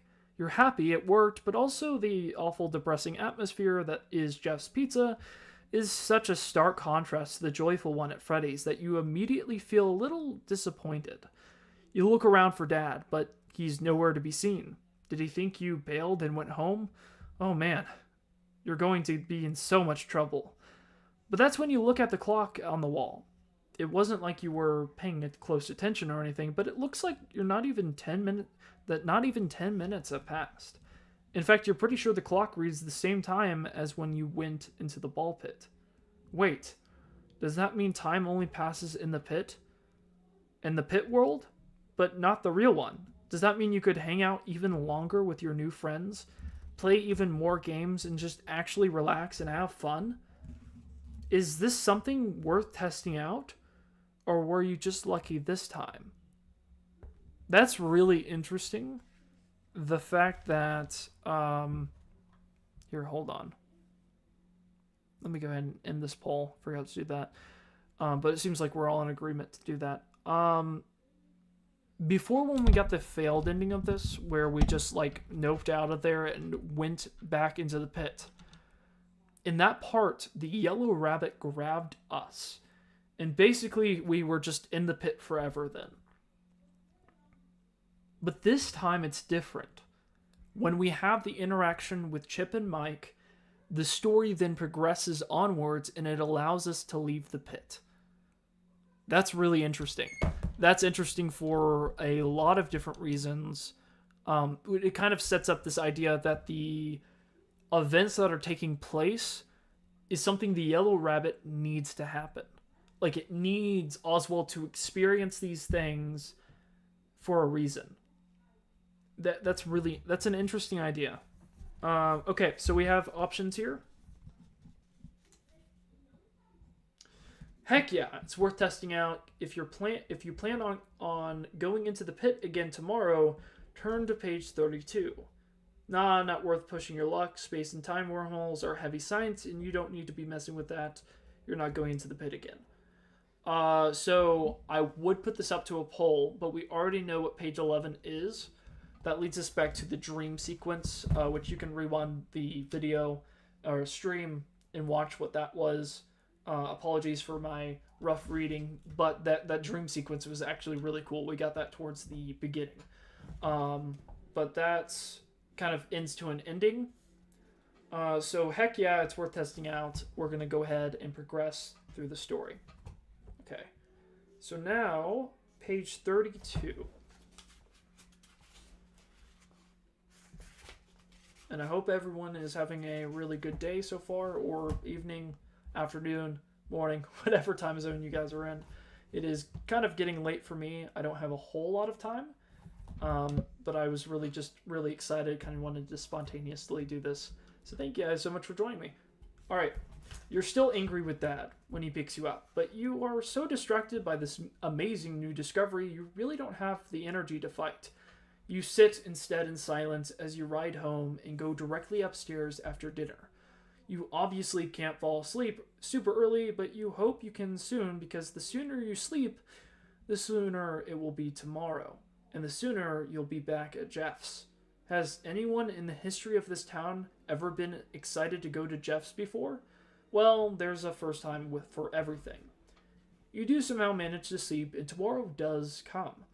You follow your usual plan as always. It's so much harder to focus on playing an online game on your computer at the library when Freddy's awaits you. And then you're at Jeff's, and then you've had you've had your extra slices, and then you are alone with the ball pit. Quick as anything, you dash over and immediately jump into it. It doesn't seem so deep this time, nor does it seem quite so icky. The dust, the worries about pink eye, the smell, it kind of all doesn't matter as you count to 100. You cross your fingers and pop your head back up to find yourself in the Fazbear's place.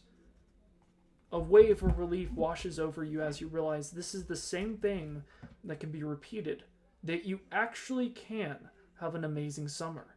That everything can be bright and cheerful and neon. This is huge. You try to see if Chip and Mike are anywhere, and while on the hunt you check out more of the games in the space. You even manage to catch a glimpse inside an office where a conveniently located wall calendar informs you that the year is 1985. That should be kind of terrifying to learn, but it's only all the more exhilarating. You're officially in the past, and it's awesome. Chip and Mike find you and think it's pretty awesome to have people actually look for you. Chip's hair is sprayed and gelled into the perfect floof on his head, and Mike is wearing a Back to the Future t-shirt. They grin at you, and of course you grin back. "Hey Oz," says Chip. "Oz? You know, like in Wizard of Oz? No one's ever called you that before?" You think of all the names the kids at school have called you, none of them because they like you, all of them to upset you. But a proper nickname by people who like you, that's freaking amazing. "They do now," you say, and your grin is so big your cheeks hurt. Going from no friends to friends who just gave you a cool nickname, best summer ever. No offense, Ben. We ordered pizza way too much, so we're sharing it with us. We ordered pizza way too much, so we're sharing it with us. So you're sharing it with us, says Chip. I'm sorry, that didn't make sense for a second. Okay. It's an order, not a suggestion, and even though you've had slices at Jeff's, you're not. Okay. Sorry, guys. I'm gonna take another glass of chug of my water.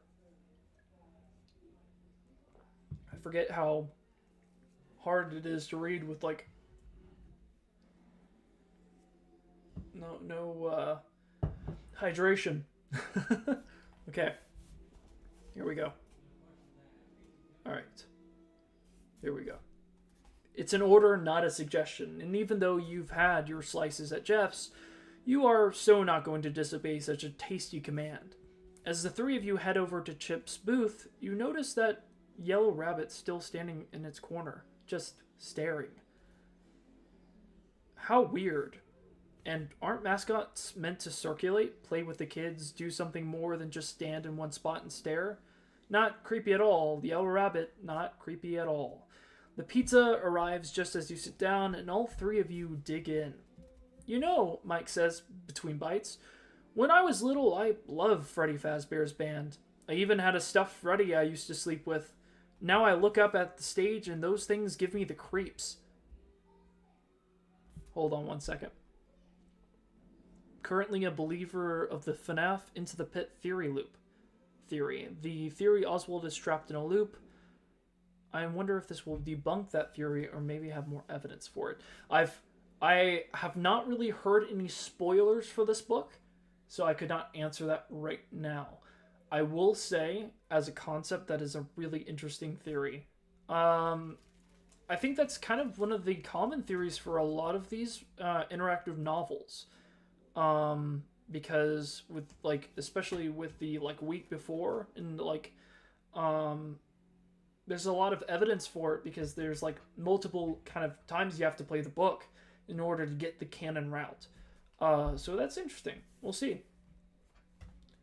Let's see. They do now. Here we go. Now I look up at the stage and see those things, and they give me the creeps. It's weird, huh?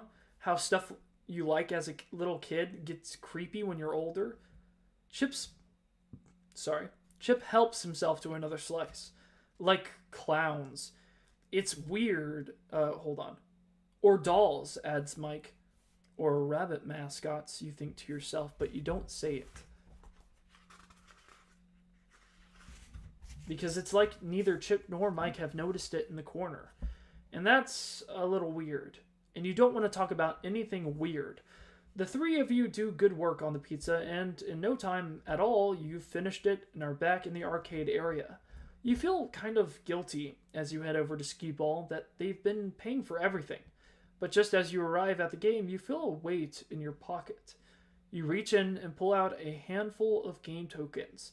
You glance in the pile to see if there's a golden one. No luck.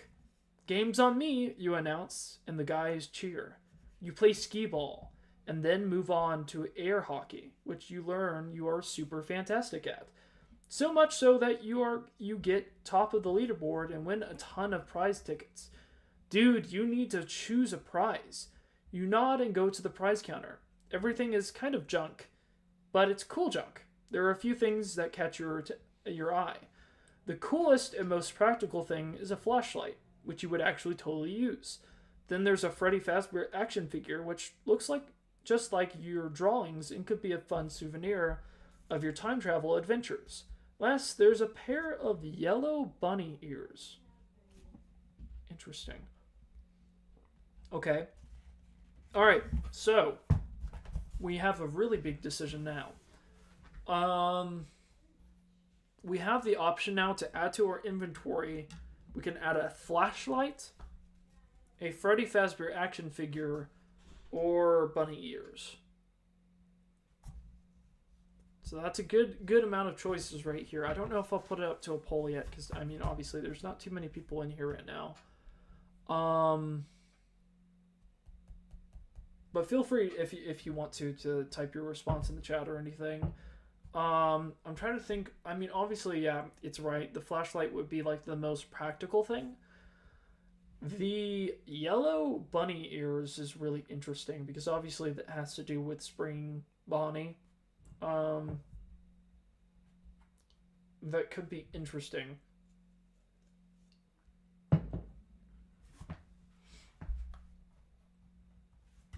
Okay. I'm gonna go for the sake of... Yeah, okay, good. I'm glad we agree. Yellow bunny ears. That sounds really interesting. Oh, hold on. I am so sorry. I think my microphone just kind of tumbled over. I apologize for the whatever sound inconvenience that may have caused. Okay. So we're going to go ahead and add our first item to our inventory, which is the yellow bunny ears. So we've got that in a dock over here. Okay, so that is page 40. Okay. So that's just 5 pages over. All right. And I probably won't go for too much longer, but I'll definitely continue this later in a later stream. Although I'm going on vacation soon. I don't know if I might do a stream on vacation. Possibly. That would be fun. Maybe something around Christmas. That's coming up pretty soon.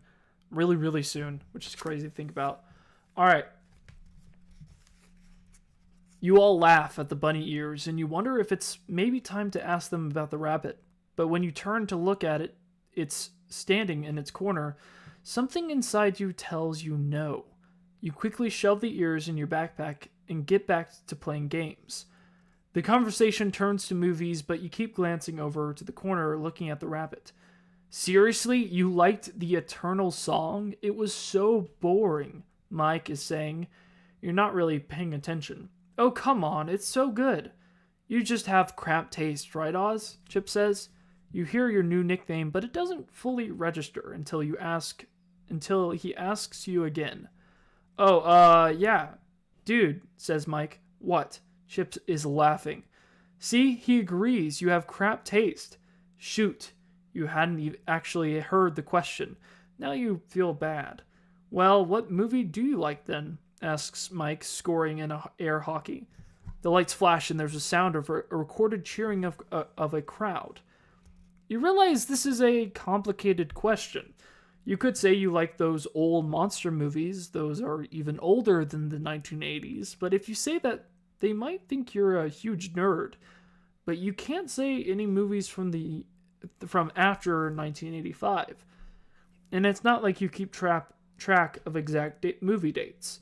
You decide to take a swing and hope you're right. E.T.? Dude, that's like from 3 years ago. You need to seriously get out more. Do they not have movie theaters where you're from? Sure they do, but they also have Netflix and YouTube, but you can't tell them that. It's still a good movie, you say quietly. You're embarrassed and so used to being bullied for your tastes, you can feel your cheeks turning red. Yeah, it totally is, but let's make a plan to see a new movie together so we can get you into the future so we can get you into the future, says Chip with a smile. You look at him. No mean comment? No making fun? Just quick teasing and then a plan to hang out more? You're not used to this. You wish you could actually go to a movie theater with these guys. Well, maybe you could. You don't actually know if you're able to leave the arcade or not. There's a thought. Could you explore the whole 1985 version of the town? Could you? Wait, is this actually going to allow us to do that? Could you go further? Like to a big city like New York or LA? Could you see what the whole world was like in 1985? And could you do it all and still be back in Jeff's in time for Dad to pick you up? The possibilities are kind of endless. Your mind is seriously blown. You could have adventures in the past and the present, or you suppose Chip and Mike's future. Into the future, you say with a bit of a smile. If only they knew. Okay, I'm scoping out the scene. I've got tokens on 3 games now. One of them has to be free. Be right back, said Chip. Yeah, I'll go grab a drink, Oz, says Mike. I'm good. And you really are. Better than good. For the first time in a long time, you feel that you actually belong. You lean against the air hockey table and look over to the rabbit. It's still staring at you. You're feeling pretty awesome now, pretty up for anything. Suddenly, it raises a hand and crooks its finger at you in that come here kind of motion. You look over your shoulder. Is it signaling you? Looks like it. Super weird. Ooh, okay. This is interesting. So the rabbit is motioning us to come over. You don't have time to deal with the weird rabbit. If you shake your head and turn back to the table, waiting for you guys to come back, you're full of confidence and think, what the heck? If you check out what the rabbit wants, turn to page 107. This doesn't loop back to what we had previously, because that was a different option. I know one of these might get us the golden token, which I definitely want to get. Although, you know what I have a feeling of? I have a feeling the golden token is something that we get at the end of the book. At the very end, we find the golden token, and then we restart with it, because that's the first thing that we get when we go to the past, and it's called 8-Bit Escape. So I think that's an arcade game for at the end of everything, if I'm not mistaken. Okay, so we have 2 options. We can go to the rabbit, or we can go to the table. I think this time, since the last time we ignored the rabbit, we're going to go to the rabbit. So this is a big, big moment right here. All right, let's see what the rabbit wants. You're full of confidence and you think, what the heck? If you check out what the rabbit wants, turn to page 107. Okay, turn right to it. Here we go. Oh my goodness, here we go. All right. You walk over to the rabbit. You feel a little lightheaded now, almost like you're walking in a dream. All the kids making noise around you kind of vanishes in your mind, and your only focus is on the weird rabbit mascot guy. The dead eyes stay on you the whole time. You are drawn to them, even as they seem more soulless as you get closer. It's all so strange. Hi, you say when you arrive. The rabbit doesn't say anything back. What a weird mascot. So, you're a rabbit, huh? It's a pretty stupid thing to say, but you're feeling kind of stupid. Kind of numb, honestly. Like there's this empty well inside you. But you are also inside it. Okay, that was a trippy thought. The rabbit turns and opens the door it's standing next to. It looks back at you. Oh, it wants me to follow, you think. Maybe you shouldn't, but you kind of want to. So you do. You find yourself following the rabbit through the door, down a dull gray hallway. You're not sure what you're doing, why you're doing it. Yes, you're a little curious, but it doesn't feel like curiosity is motivating you forward. Suddenly, the rabbit turns quickly, too quickly for a normal person in a clunky mascot costume. It lunges at you in some kind of attack, opening its mouth wide and revealing sharp, spiky teeth. Do you have the flashlight? Oh, no. I did not think we were going to need an item this soon, so we do not have the flashlight, so we are dead. Okay. So no, we do not have the flashlight. We are dead. Okay. Alright. You throw your hands up to protect your face, but it does nothing against the razor-sharp teeth of the rabbit. It bites down hard. Interesting. Why? Why is it killing us now? Because up to this point, right, it's had plenty of opportunities to. Why is it at this certain moment it beckons to us?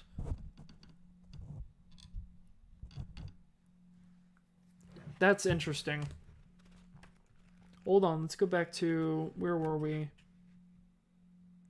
Hold on. Let's see. Waiting for you guys. Let's see.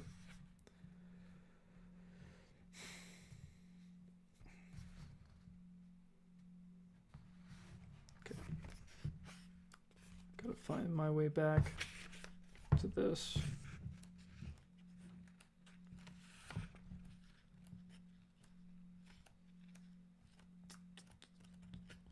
Actually, you know what? Unfortunately, I think that's a good place to stop. It's getting kind of late.